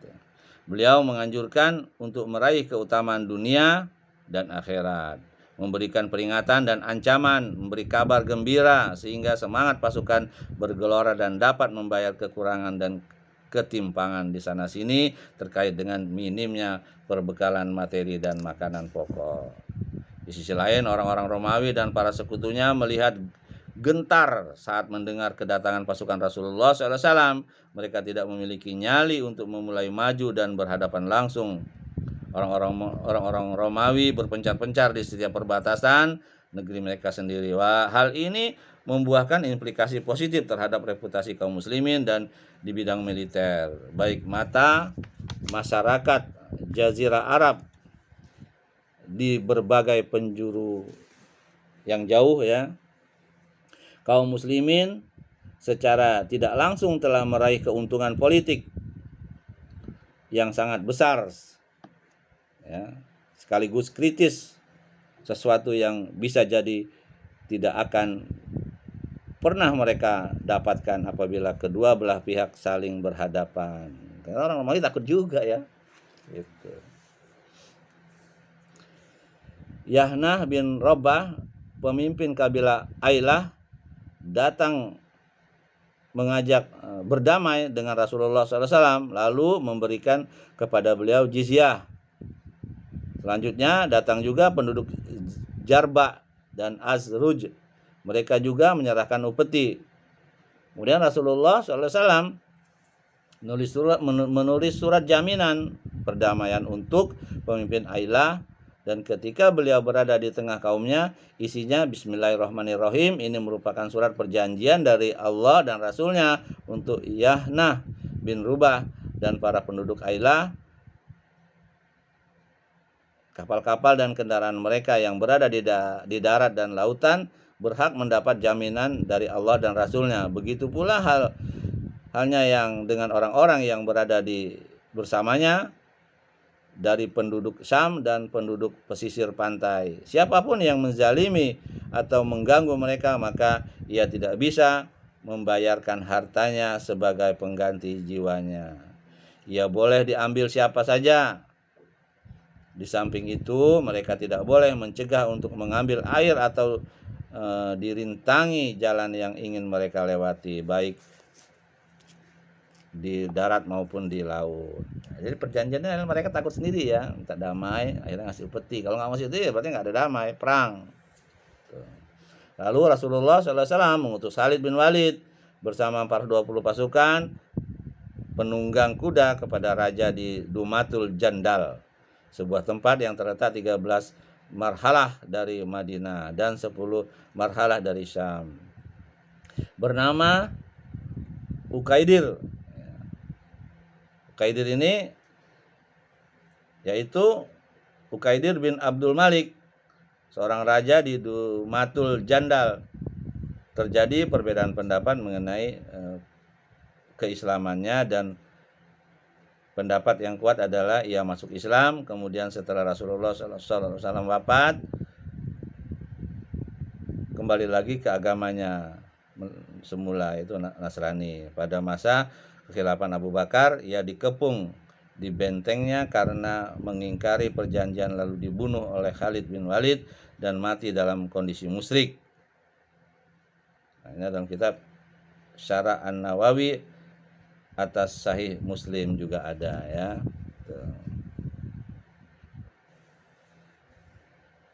Jadi Khalid ini tadinya udah masuk Islam, tapi begitu Nabi wafat dia kembali ke agamanya yang semula.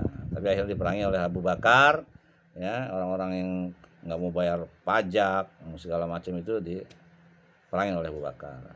Beliau berkata kepada Khalid, sesungguhnya kamu akan mendapatinya.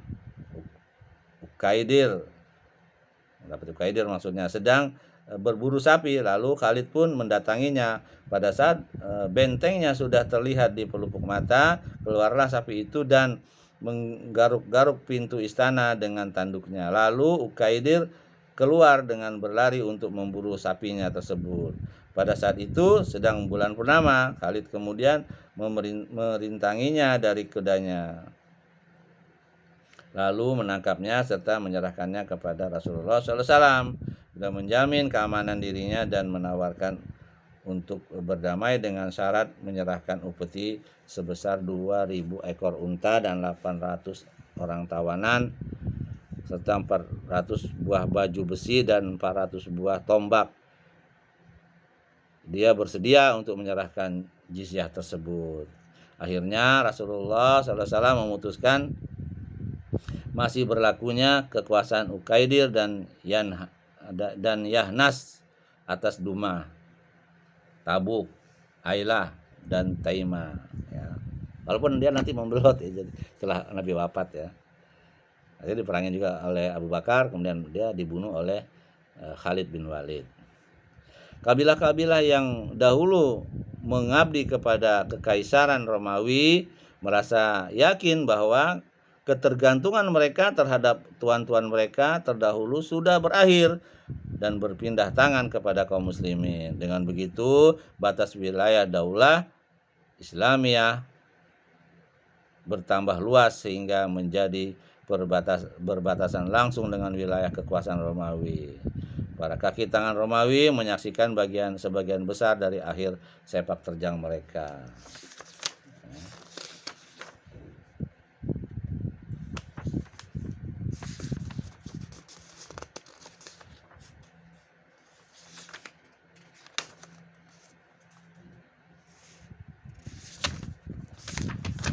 Kita lanjutin dikit lagi ya. Setelah melakukan perang tersebut ya, Nabi kembali ke Madinah. Pasukan Islam kembali dari Tabuk dengan meraih kemenangan yang cemerlang tanpa melakukan peperangan ya. Karena mereka udah nyerah duluan ya. Si apa tadi itu Ukaidir bin Abdul Malik dan sekutu-sekutunya ya. Dan Allah pun telah mencukupkan peperangan ini atas orang-orang yang beriman. Ketika sampai di jalan, terbukti dalam sebuah perjalanan pulang ada 12 orang munafik yang mencoba membunuh Rasulullah SAW. Peristiwa tersebut terjadi ketika beliau berjalan di suatu bukit bersama Ammar yang bertugas memegang tali kekang onta beliau dan Huzaifah bin Al-Yaman yang berjalan mengiringinya, sementara pasukan yang lain berada di tengah-tengah lembah orang-orang munafik. Tidak menyia-nyiakan kesempatan tersebut ketika beliau dan kedua sahabatnya sedang berada di jalan bukit, tiba-tiba mereka mendengar suara orang-orang bergegas dari arah belakang mereka. Ternyata mereka telah mengepung beliau, sementara mereka menutup wajah dengan kain. Rasulullah ya. Kemudian Rasulullah SAW memerintahkan Huzaifah untuk menghalanginya, lalu ia pun memukul wajah tunggangan-tunggangan mereka dengan tongkat yang sedang dipegangnya. Saat itu juga Allah menyusupkan rasa takut kepada diri mereka sehingga membuat mereka mengambil langkah 1000 untuk kemudian bergabung kembali dengan anggota pasukan yang lain. Kemudian Rasulullah SAW memberitahukan nama-nama mereka pada Huzaifah sekaligus niat busuk mereka terhadap beliau. Oleh karena itu Huzaifah dijuluki pemegang rahasia Rasulullah SAW. Peristiwa itu lalu diabadikan lewat firman Allah dalam surat At-Taubah 74. Wahammu bima lam yanalu, dan mereka menginginkan apa yang tidak dapat mereka capai. Ketika ciri-ciri Madinah sudah tampak oleh Rasulullah SAW dari kejauhan, beliau bersabda, itu adalah dataran tinggi dan yang itu adalah Bukit Uhud, gunung yang dicintai kita dan kita pun mencintainya. dari informasi mulut ke mulut orang-orang mendengar kedatangan beliau, maka wanita-wanita, anak-anak, dan orang-orang tua bersorak-sorai sambil melantunkan syair-syair untuk menyambut kedatangan Nabi Sallallahu Alaihi Wasallam atau pasukan Islam. Ya. Ini adalah pendapat Ibnu Qayyim ya, dalam ulasannya yang sudah dipaparkan sebelumnya. Pulangan Nabi Sallallahu Alaihi Wasallam dari Tabuk dan sampai kembali ke Madinah terjadi pada bulan Rajab tahun 9 Hijriah.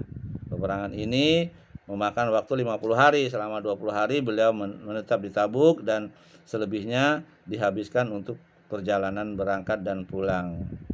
Dan peperangan tersebut merupakan peperangan terakhir yang beliau ikuti ya. Ini sudah mendekati wafat ya beliau. Kemudian orang-orang yang mangkir dari peperangan karena kondisinya yang khusus, peperangan ini merupakan cobaan yang berat dari Allah Jalla Jalaluhu, di mana diketahui perbedaan antara orang-orang yang benar-benar beriman dan orang-orang selain mereka, sebagaimana yang sudah menjadi sunnatullah adalah setiap situasi seperti ini. Kemudian Allah berfirman dalam surat Ali Imran ayat 179. A'udzubillahi minasyaitonir rajim. Ma kana Allahu liyadharal mu'minina ala ma antum alaihi hatta yamizal khabitha minat thayyib. Artinya Allah sekali-kali tidak akan membiarkan orang-orang yang beriman dalam keadaan kalian sekarang ini, sehingga dia menyisihkan yang buruk, maksudnya yang munafik ya, dari yang baik yang mukmin ya. Hai orang-orang mukmin ya, orang mukmin yang sejati sajalah yang pasti bergabung dalam peperangan ini, sehingga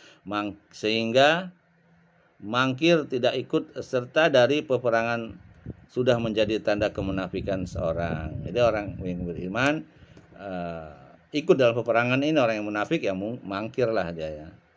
Apabila ada seorang yang mangkir, lalu para sahabat melaporkannya kepada Rasulullah SAW, beliau akan mengatakan kepada mereka, biarkan saja dia, karena andai kata ada kebaikan padanya, tentu Allah akan menyusulkannya kepada kalian. Namun, andai kata malah sebaliknya, kalian akan merasa tenang darinya. Ya, tidak terganggu artinya ya, sama orang munafik tersebut. Munafik itu bikin kita jadi bingung. Maka tidak ada yang mangkir selain orang-orang yang terhalang uzur. Orang-orang munafik yang mendustakan Allah dan Rasulnya, baik mereka yang tidak ikut setelah minta izin dengan mencari-cari alasan dusta, ataupun mereka yang tidak ikut sama sekali tidak meminta izin. Saudara kita rahmati Allah, benar memang adanya 3 orang dari kalangan mukminin yang tulus yang tidak ikut serta ya, tanpa alasan yang bisa dibenarkan. Mereka adalah orang-orang yang mendapat ujian dari Allah lalu bertaubat dan ia menerima taubatnya. Ada beberapa nama ya, dalam riwayat yang lain itu ada 3 nama, kemudian diasingkan, tidak ada yang boleh ngomong dengan dia, tidak ada yang boleh memberi makan ya, tidak boleh berbicara dengan dia, baik istrinya maupun siapa gitu kan. Akhirnya Allah terima taubatnya ya, dikabarkan melalui nabinya. Tatkala masuk ke Madinah, Rasulullah SAW langsung menuju masjid untuk melakukan sholat 2 rakaat, lalu duduk bersama orang-orang. Ada golongan orang-orang munafik yang berjumlah sekitar 80 orang datang mengajukan berbagai alasan, bahkan mereka mulai berani bersumpah untuk menguatkan alasannya. Beliau menerima alasan mereka karena menilainya secara lahiriah saja, lalu membayar mereka dan memintakan ampunan untuk mereka, serta menyerahkan urusan batinnya ya, rahasianya yang mereka sembunyikan kepada Allah. Lain halnya dengan 3 orang tersebut yang benar-benar beriman, yaitu yang 3 sahabat tadi ya, terakhir diterima ya taubatnya, yaitu Ka'ab bin Malik, Murarah bin Rabi'ah ya. Yang pertama Ka'ab bin Malik, Murarah bin Rabi', dan Hilal bin Umayyah. mereka telah mengemukakan alasan kepada Rasulullah SAW dengan jujur. Sebagai bentuk hukumannya, Rasulullah SAW memerintahkan kepada para sahabat agar mengucilkan mereka dengan tidak menegurnya, menyapanya. Ya. Akhirnya orang-orang mulai bersikap lain terhadap ketiga orang ini. Dan saat itu juga bumi yang luas membentang terasa sempit bagi mereka. Nah, bagi tiga sahabat tadi ya. Segala yang lapang terasa menghimpit dan jiwa mereka pun terasa sesak. Bahkan setelah menjalani masa pengucilan selama 40 hari, ya, 40 hari lamanya, mereka diperintahkan untuk menjauhi istri-istrinya mereka. Masa pengucilan yang mereka jalani berlangsung selama 50 hari. Kemudian Allah menerima taubat mereka. Kemudian diturunkan ayat dalam surat At-Taubah ya, ayat ke-118. A'udzubillahi minasyaitonirrajim. Wa 'alas salasatil ladzina khulifu hatta idza daqat 'alaihimul ardu bima rahubat wa daqat 'alaihim anfusuhum wa zannu alla malja'a minallahi illa ilaihi tsumma taba 'alaihim liyatubu innallaha huwat tawwabur rahim. Ya, Taubah ayat 118 yang artinya, dan terhadap tiga orang yang ditangguhkan penerimaan taubat mereka hingga apabila bumi telah sempit bagi mereka, padahal bumi luas dan jiwa mereka telah sempit pula merasa oleh mereka, serta mereka telah mengetahui bahwa tidak ada tempat lari dari siksa Allah melainkan kepadanya saja. Kemudian Allah menerima taubat mereka agar mereka tetap dalam taubatnya, sehingga atau sesungguhnya Allah lah yang maha penerima taubat lagi maha penyayang. Kemudian kaum muslimin sangat senang mendengar berita tersebut. Ketika mendengarnya berakhirnya masa pengucilan tiga orang sahabat itu. Terlebih lagi ketiga orang yang bersangkutan tersebut ya, jadi sahabat yang lain senang ya diterimanya ketiga sahabat tersebut. Maka tidak terkira lagi betapa perasaan mereka menyambut hal itu. Semua orang-orang mendengar kabar gembira tersebut lalu mengabarkan kepada orang lain. Mereka saling berbagi kabar gembira, saling memaafkan dan bersedekah. Itulah hari yang paling bahagia dalam hidup mereka. Tiga sahabat tadi itu ya, Ka'ab bin Malik, Murarah bin Rabi, Al-Hilal bin Umayyah. Sementara orang-orang yang terhalang uzur, Allah telah membicarakan di dalam firman-Nya dalam surat At-Taubah 91 tadi ya. Laisa 'alad du'afa'i wala 'alal marda wala 'alal ladzina la yajiduna ma yunfikun harajun iza nasahu lillahi wa rasulih.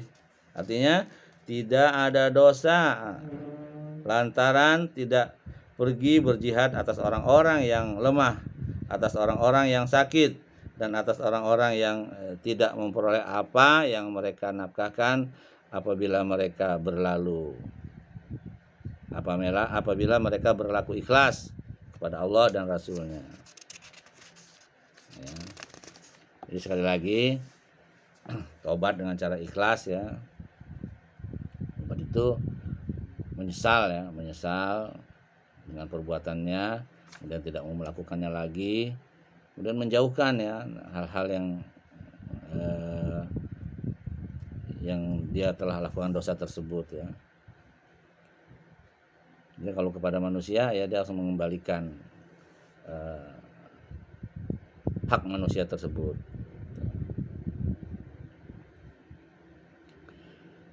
Ketika sudah mendekati Madinah dari perjalanan kembali, Rasulullah SAW bersabda, memperbincangkan tentang mereka orang yang terhalang uzur ya. Sungguh di Madinah ada orang-orang yang tidaklah kalian menelusuri jalan dan melewati lembah, melainkan mereka selalu bersama kalian saat ini. Hanya saja karena mereka terhalang oleh uzur, para sahabat berkata, wahai Rasulullah, padahal mereka di Madinah. Ya, padahal mereka di Madinah, jawab beliau.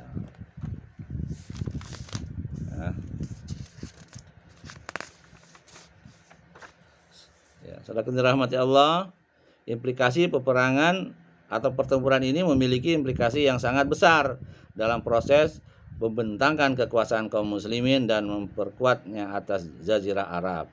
Kini orang-orang menyadari bahwa tidak ada kekuatan apapun yang dapat bertahan hidup di negeri Arab selain kekuatan Islam. Angan-angan dan harapan-harapan yang dahulu sempat menancap di benak mereka sia-sia saja ya, seperti orang jahiliyah. Dan orang-orang munafik senantiasa mengintai kesempatan dalam kesempitan terhadap kaum muslimin. Pupus sudah. Sebelumnya mereka telah menggantungkan harapan dan angan-angan kepada bangsa Romawi ya. Namun setelah peperangan ini terjadi, mereka mengambil sikap diam dan pasrah terhadap realita di mana mereka tidak mendapatkan lagi tempat untuk bernaung dan berlindung. Oleh karena itu, tidak tersisa lagi harapan orang-orang munafik untuk dapat diperlakukan secara lemah lembut oleh kaum muslimin. Allah telah memerintahkan agar bersikap keras terhadap mereka, melarang untuk menerima sedekah yang mereka berikan, mendoakan dan memintakan ampunan untuk mereka, melarang berdiri di sisi kuburan mereka, bahkan diperintahkan agar menghancurkan sarang tempat mereka melakukan intrik-intrik dan konspirasi yang mereka dirikan atas nama masjid. Allah Ta'ala juga menurunkan banyak ayat yang menyingkap kebusukan mereka secara total, sehingga tidak ada lagi sesuatu pun yang tersembunyi yang perlu diketahui mereka. Seakan-akan ayat-ayat yang diturunkan tersebut menyebut nama-nama yang tinggal di Madinah satu persatu. Untuk mengetahui seberapa besar implikasi peperangan ini, bahwa sekalipun orang-orang Arab telah memulai berdatangan ya dalam gelombang delegasi kepada Rasulullah SAW setelah perang penaklukan kota Makkah atau bahkan sebelumnya, namun kedatangan delegasi-delegasi itu terlihat lebih gencar dan lebih banyak lagi hingga mencapai puncaknya sesudah peperangan Tabuk ini ya. Kemudian ayat-ayat Quran turun membicarakan perang ini, seperti surat Al-Baqarah, seperti surat Al-Bara ya atau At-Taubah ya. Merupakan surat yang banyak membicarakan tentang pertempuran ini, sebagaimana telah turun sebelumnya berangkat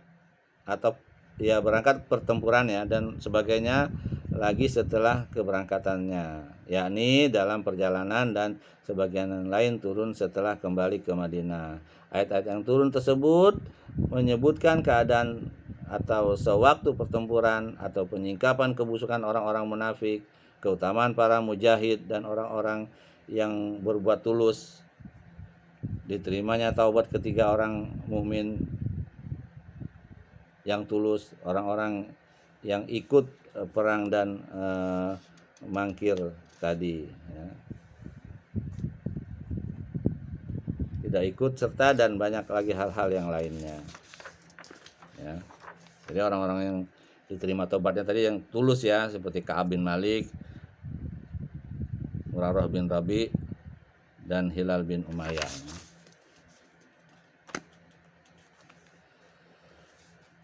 Saudara kita rahmati Allah, peristiwa-peristiwa penting yang terjadi pada tahun ini ya, terjadi beberapa di antaranya setelah kedatangan Rasulullah SAW dari perang Tabuk, terjadi kasus li'an ya, saling melaknat setelah tidak ada saksi lagi selain diri masing-masing.